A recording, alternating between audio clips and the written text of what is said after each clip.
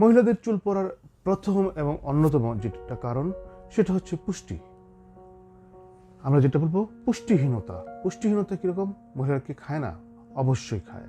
তাহলে কি প্রবলেমটা হয়?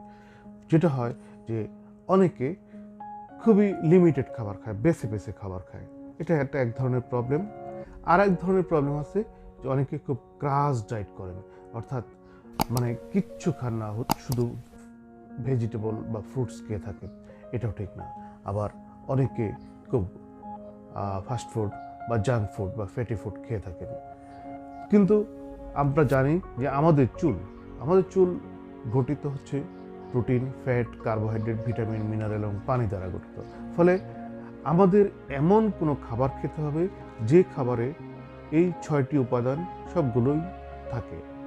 এইগুলোতে যেটা হয় যে আমাদেরকে প্রচুর প্রোটিন খেতে হবে, কার্বোহাইড্রেট খেতে হবে, ফ্যাট খেতে হবে, অর্থাৎ আমাদেরকে প্রচুর ভাত, মাছ, শাকসবজি, ফলমূল, পানি সব খেতে হবে। এখন অনেকে যেটা করেন যে ক্রাশ ডায়েট করেন।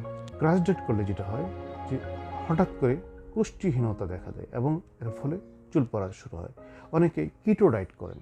কিটো ডায়েটে যেটা হয় যে শুধুমাত্র ভেজিটেবল খান, মানে জাস্ট পেটটা ভরে, কিন্তু কোনো এনার্জি বা কার্বোহাইড্রেট পাওয়া যায় না বা ক্যালোরি পাওয়া যায় না। এই ধরনের খাবারে যেটা হয় যে প্রায় চুল পড়ে যায়। সুপ্রিয় দর্শক, অনেকে আছেন যাদের কোনো ফিজিক্যাল অ্যাক্টিভিটি নেই, অর্থাৎ কোনো কাজ করেন না, সারাদিন বসে শুয়ে থাকেন। তাদেরও যেটা হয় কি যে physical activity, lack of physical activity, অর্থাৎ কাজকর্মের যদি কারো অভাব হয় তাহলে তার চুল পড়ে যেতে পারে। সুপ্রিয় দর্শক, তাহলে আমরা জানলাম যে আমাদের প্রচুর কাজ করতে হবে এবং প্রচুর পুষ্টিযুক্ত সুষম খাবার খেতে হবে। চুল পড়ার দ্বিতীয় যে প্রধান কারণ সেটা হচ্ছে চুলের উপর টর্চার। অনেকে জিজ্ঞেস করেন আমাকে, চুলের কি যত্ন নিতে হবে? পার্লারে বিভিন্ন হেয়ার কেয়ার প্রসিডিওর নামে বিভিন্ন রকম প্রসিডিওর করা হয়। আসলে এগুলো কতটুকু হেয়ার কেয়ার করে সেটা বলা বাহুল্য। এগুলো আসলে হেয়ার কেয়ার করে না, এগুলা হেয়ার স্টাইলিং বলতে পারেন, কিন্তু যেটা হলে যে হেয়ার ড্যামেজ করে। যেমন ধরুন অনেকেই করেন যে অনেক চাকরিজীবী মহিলাই আছেন বা অনেকে চাকরি ছাড়াও আছেন যারা করেন কি প্রায় হেয়ার ড্রায়ার ইউজ করেন। হেয়ার ড্রায়ারে আপনারা জানেন যে দুই ধরনের মোড থাকে, একটা হচ্ছে কুল মোড আর একটা হলো হিট মোড। এখন হিট মোডে যদি আপনি দীর্ঘদিন চুল শুকান বা হেয়ার ড্রাই করেন তাহলে যেটা হবে যে এই গরম বাতাসে আপনার চুলটা ড্যামেজ করে ফেলবে এবং চুল পড়ে যাবে। তাহলে আপনি কি করবেন? আপনার প্রতি সাজেশন হচ্ছে যে আপনি যদি ওয়ার্কিং লেডি হন, অর্থাৎ আপনার যদি অফিসে কাজ করতে হয়, আপনি চুলটা পারতপক্ষে একটু ছোট রাখবেন। আর যদি নিতান্তই হেয়ার ড্রায়ার ইউজ করতে হয় তাহলে কুল মোডে ইউজ করবেন এবং সপ্তাহে 2বারে বেশি, কখনোই না। তারপরে যেটা হচ্ছে অনেকে বাসায় আয়রন করেন। চুল আয়রন করা খুবই ক্ষতিকর। চুল কোনো কেমিক্যাল বা হিট সহ্য করতে পারে না। ফলে আপনি যখনই চুলে কোনো কেমিক্যাল বা হিট লাগাবেন আপনার চুল মারা যাবে আস্তে আস্তে, ধীরে ধীরে। প্রথমে রোগে আক্রান্ত হবে, তারপরে ডেড, মারা যাবে। তাহলে আপনি কি করবেন? কখনোই আয়রন করবেন না। এছাড়া অনেকে রিবন্ডিং করেন। রিবন্ডিং খুব মারাত্মক জিনিস। এখানে এমন ধরনের কেমিক্যাল ইউজ করা থাকে যে কেমিক্যালগুলো চুলের মধ্যে যে বন্ড আছে, অর্থাৎ জোড়া আছে, সেটাকে ধ্বংস করে ফেলে এবং চুল প্রথমেই যেটা করবে যে ভেঙে ফেলবে, মাঝখানে মাঝখানে মাঝখানে ভেঙে যাবে। তারপরে আলটিমেটলি যেটা হবে যে চুলের গোড়া থেকে নষ্ট হয়ে যাবে। আপনি 1বার 2বার 3বার 4বার পর্যন্ত সহ্য করবে, তারপরে আর চুল সহ্য করবে না, তারপরে এই চুলগুলো পড়ে যাবে। অনেকে বলেন যে আমার অমুক বান্ধবী বা অমুকে তো সব সারা বছরই রিবন্ডিং করে। পৃথিবীতে সবারই সব কিছু হয় না, কিন্তু বেশিরভাগ লোকেরই চুল পড়ে যায়। ফলে আপনি নিশ্চয়ই বেশিরভাগ লোকের মধ্যে থাকতে চান না যে চুল পড়ে যাবে এবং আপনার মাথা চুলশূন্য হয়ে যাবে। সুপ্রিয় দর্শক, তারপরে আরও প্রসিডিউর আছে যে কার্লিং, পার্মিং, আরও অনেক কিছু আপনারা জানেন সবাই। অনেকে বাসায় হেয়ার প্যাক ব্যবহার করতে অভ্যস্ত। আপনারা কখনোই দয়া করে হেয়ার প্যাক ব্যবহার করবেন না। অনেকে বলেন যে আমি মাথায় কি গরম তেল দিতে পারবো? আপনি তেল অবশ্যই দেবেন। তেল দেওয়া চুলের জন্য খুবই জরুরি। এটা আমি অনেকবার বলেছি, বারবার বলেছি, কিন্তু আপনি যেটা করবেন অবশ্যই খুব গরম তেল দিবেন না। অনেকে করেন তেলের সাথে, গরম তেলের সাথে পেঁয়াজ বা রসুনের রস বা অন্য কিছু দিয়ে থাকে, এটা কখনোই উচিত না। আপনি যদি গরম তেল দিতে হয়, কুসুম গরম মানে লিকুয়ার্ম, হালকা গরম, এই ধরনের গরম তেল দিতে পারে, তবে গরম জিনিস অ্যাভয়েড করা উত্তম। পোস্টপার্টাম ডিপ্রেশন মানে বাচ্চা জন্মদানের পরে যে চুল পড়ে যাওয়া। আমাদের গর্ভবতী মায়েদের সাধারণত চুল পড়ে না। কেন? গর্ভাবস্থায় মায়েদের শরীরে এমন হরমোনাল পরিবর্তন ঘটে যার ফলে তার কোনো চুল পড়ে না। কিন্তু যখনই বাচ্চা জন্ম হয়ে যায় তখন ওই হরমোনটা আর ওনার বডিতে কাজ করে না। এর ফলে বাচ্চা জন্মদানের সাধারণত 4 মাসের মাথায়, 3 থেকে 4 মাস, অনেক সময় 5 মাস পর্যন্ত দেরি হতে পারে, চুল পড়া স্টার্ট হয়। আমরা জানি যে আমাদের মাথা থেকে প্রতিদিন গড়ে 100 থেকে 150 চুল পড়া স্বাভাবিক, কিন্তু দেখা যাবে যে মায়ের 200, 300, 400 বা 500 চুল প্রতিদিন পড়ছে। এটি নর্মাল এবং ন্যাচারাল। কারণ হচ্ছে যে এটা তার চুলগুলো গর্ভাবস্থায় যেগুলো পড়ে নাই সেগুলো এখন পড়তেছে, মানে ডাবল চুল পড়তেছে। নর্মালি তার 150 চুল পড়ার কথা সেটা পড়তেছে, এবং গর্ভাবস্থায় যে প্রতিদিন 150 চুল পড়ে নাই সেটা সহ পড়তেছে। এখন উনি কি করবে? উনি খুব চিকিৎসার দরকার আছে না, কিন্তু ওনাকে কিছু ওষুধ ম্যান্ডেট করা উচিত। যেমন ধরুন ভিটামিন, ক্যালসিয়াম এই জাতীয় ওষুধ এবং প্রচুর পুষ্টিকর খাবার। কারণ এগুলো যদি উনি খান, মা পুষ্টি পাবেন, বাচ্চা যেহেতু বুকের দুধ খান, বাচ্চা পুষ্টি পাবে এবং চুল হেলদি হবে। ফলে সুপ্রিয় দর্শক, যেসব ল্যাকটেটিং মাদার অর্থাৎ ব্রেস্ট ফিডিং মাদার বাচ্চাকে দুধ দেন, সেসব মায়েরা চুল নিয়ে চিন্তিত হবে না। আপনারা বাসায় বসে একটি মাল্টিভিটামিন ট্যাবলেট প্রতিদিন, এবং প্রতিদিন একটি calcium with vitamin D tablet, এবং প্রচুর শাকসবজি, মাছ, দেশি ফল খাবেন। মহিলাদের তারপরে আরেকটি চুল পড়ার অন্যতম প্রধান কারণ হচ্ছে অ্যান্ড্রোজেনেটিক অ্যালোপেশিয়া।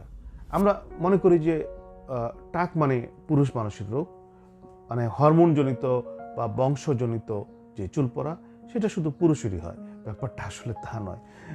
গবেষণায় দেখা গেছে যে আজকালকার এই যুগের 30 থেকে 40% মহিলা জীবনের কোনো না কোনো সময়ে অ্যান্ড্রোজেনেটিক অ্যালোপেশিয়া অর্থাৎ বংশগত টাক পড়ায় ভুগতে শুরু করেন।